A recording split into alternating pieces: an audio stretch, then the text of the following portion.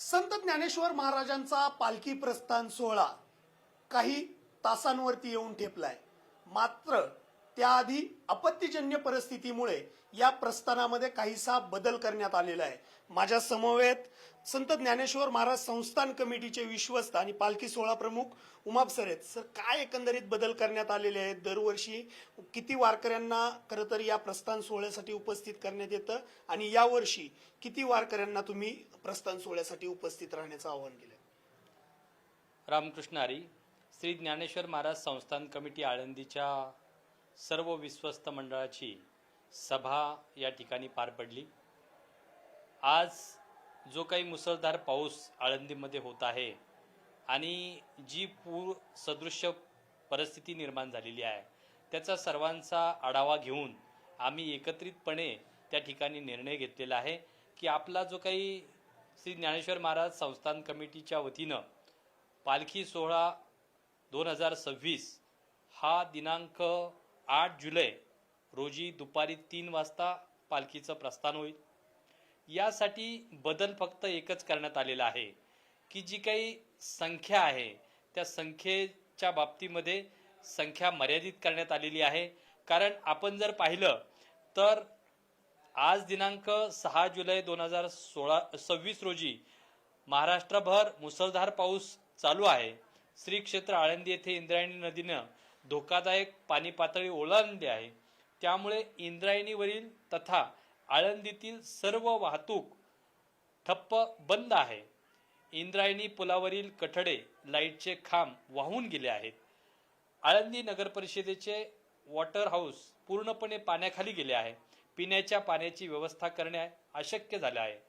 तसेच पालखी प्रस्थान सोहळ्यासाठी आलेल्या भाविकांच्या दर्शन व्यवस्थेसाठी उभारलेली दर्शन बारी सुद्धा पुराच्या पाण्यात वाहून गेली आहे. हे सर्व तर आज दिवसभर आपण पाहतोयच. हे सर्व झालेलंच आहे, घडलेलंच आहे. मात्र प्रस्थान सोहळ्यासंदर्भात आजच्या बैठकीमध्ये तुमचा कोणता निर्णय घेण्यात आलेला आहे? प्रस्थान सोहळ्याला किती वारकऱ्यांना, किती दिंड्यांना सहभागी करून घेणार? आपण दरवर्षीप्रमाणे ज्या काही मानाच्या श्रींच्या रथाच्या पुढील दिंडी क्रमांक 1 ते 27 व रथामागील दिंडी क्रमांक 1 ते 20 पोटभाग धरून एकूण 56 दिंड्या असतात. त्यापैकी प्रत्येक दिंडीचे 10 वारकरी त्या ठिकाणी आपण प्रस्थानासाठी बोलवणार आहोत.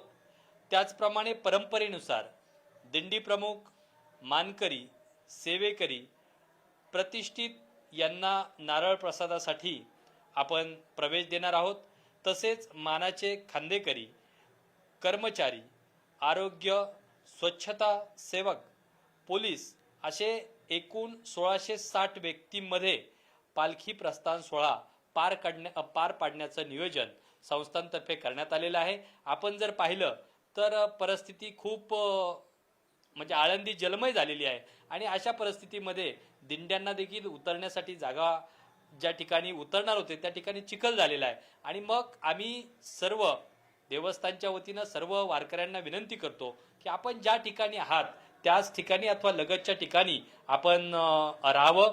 सर्व व्यवस्था करण्याचं आम्ही माननीय मुख्यमंत्री महोदयांना विनंती केलेली आहे की त्यांनी जे वारकरी आहेत आमचे ज्या ज्या ठिकाणी थांबतील त्या त्या ठिकाणी त्यांची सर्व व्यवस्था करण्याचं आम्ही सूचना केलेली आहे. परंतु एकीकडे जर आपण पाहिलं तर हे मानाचे वारकरी तर प्रस्थान सोहळ्याला उपस्थित असतातच, त्यांच्यावरती तुम्ही बंधनं घातली ते तर आहेच.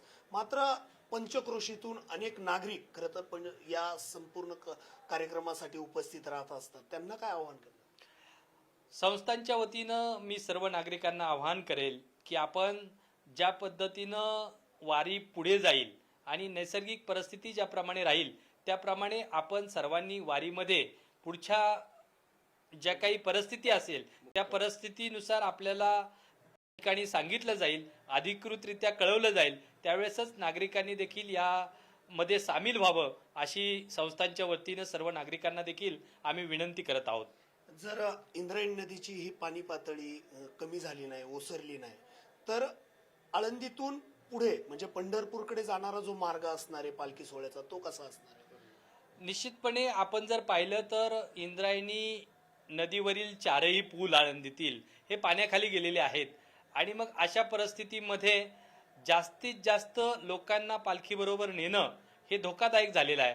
कारण पुलावरून पाणी गेल्यामुळं त्या पुलाची जे काही स्ट्रक्चरल ऑडिट आहे ते करणं देखील अत्यंत महत्त्वाचं असतं आणि तेवढा कालावधी आपल्याकडे शिल्लक नाही. म्हणून कमीत कमी वारकऱ्यांसह आम्ही जी काही आळंदीची हे प्रस्थान आहे ते पंढरपूरकडे करणार आहोत. त्या संदर्भातले मार्ग जे आहेत ते निश्चितपणे पुराची परिस्थिती बघून आपण उद्या त्याबाबत निर्णय घेणार आहोत. एकंदरीत जर आपण पाहिलं तर पालखी प्रस्थान सोहळ्याला जी मर्यादा आहे ती खरं तर घालून देण्यात येताना दिसून येते. तर दुसरीकडे जर पुराची परिस्थिती अशीच निर्माण राहिली तर पालखी मार्गामध्येही बदल केला जाईल असं देवस्थाननी मत व्यक्त केलं आहे. तुषार झरेकर, पुढारी न्यूज, आळंदी, पुणे.